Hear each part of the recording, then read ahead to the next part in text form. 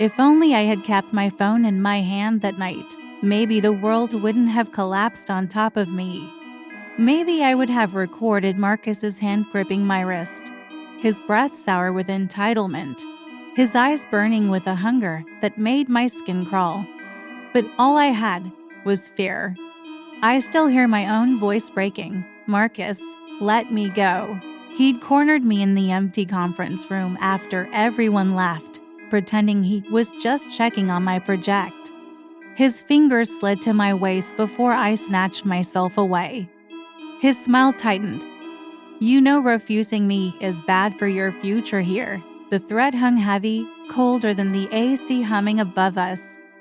When I reached the door, he grabbed my arm again tighter this time.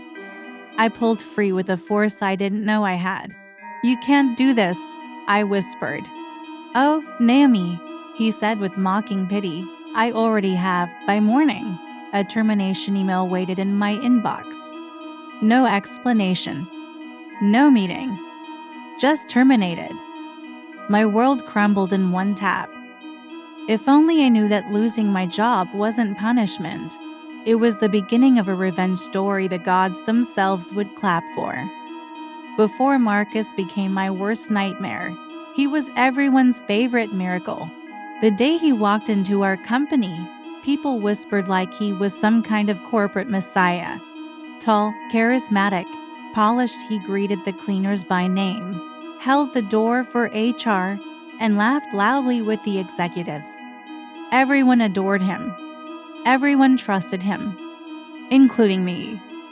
He called me brilliant the first week, complimented my work ethic, even told me I had the sharpest mind in the department. I didn't think anything of it. I thought he simply valued intelligence. People like that are rare in corporate culture. He sent emails praising my reports and told people I had potential. My colleagues teased me about being Marcus's star girl, but I paid them no mind. He was married, and I respected boundaries. Looking back now, maybe that's why he targeted me. I didn't flirt, didn't fawn over him like some did.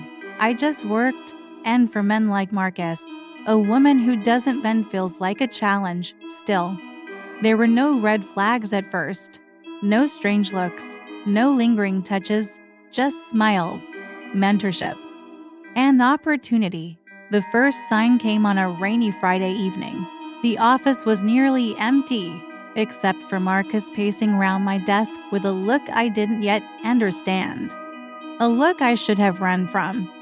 I should have trusted my instincts that day. The rain hammered the windows while the office lights flickered. I was packing up when Marcus appeared behind me, so quietly I jumped. You work too hard, he said, his voice soft but off. His eyes lingered. Too long. I forced a small smile, just trying to close out tasks before Monday. His gaze dipped, then rose slowly to my face. You don't have to impress anyone here except me. My heart stumbled. Something was wrong in the way he said me. Anyway, I muttered, grabbing my bag. I'll just head out before the roads flood. But when I tried to walk past him, he stepped into my path subtly, like it was coincidence. Yet his eyes sparkled with something darker. You know, Naomi, you're special. There it was, that strange, unsettling shift. I gave an awkward laugh. Marcus, please don't start. I respect you. But what?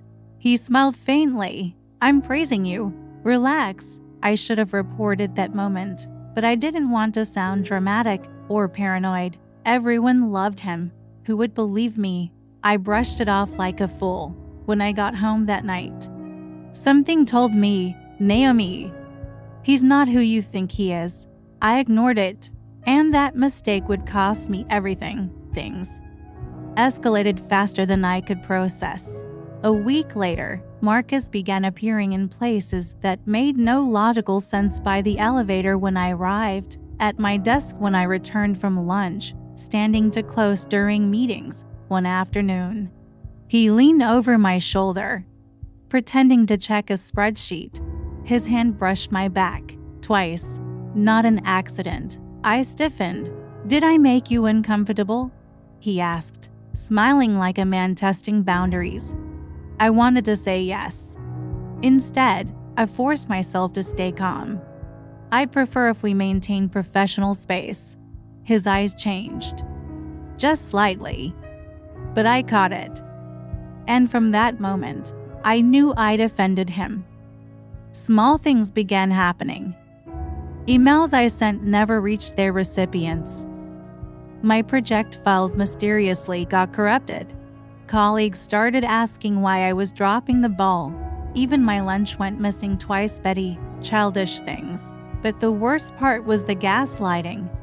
When I approached him to address the work issues, he smiled sweetly and said, Naomi, maybe you're overworked. Are you sure you're keeping up? I left his office shaking. Something was wrong, deeply wrong. That night, while packing up, I caught him staring at me from across the office with a smile that didn't reach his eyes. A smile that said, you can't escape me. The night everything snapped was supposed to be simple. A deadline. A late shift. Quiet floors. Flickering lights. I was alone, or so I thought. I was heading to the exit when Marcus emerged from the shadows between cubicles. You're leaving without saying good night, he asked, voice to calm, to soft. My stomach dropped. Marcus, please. It's late. I know, he said, stepping closer. Which is why I thought we could finally talk without the office noise. Or your stubbornness. I stepped back. He stepped forward.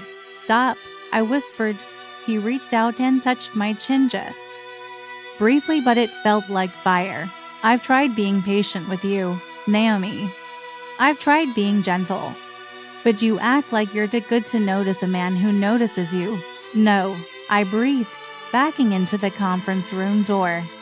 Oh yes. He pushed the door open behind me and followed me in. I'm not asking you for much, he murmured.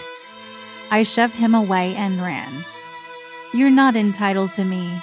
His expression darkened instantly. Then don't expect my support anymore. His voice dropped to a chilling whisper. And you'll regret this. I sprinted out of the office shaking. By morning, my termination ladder was waiting cold. Silent. And final. But Marcus had miscalculated.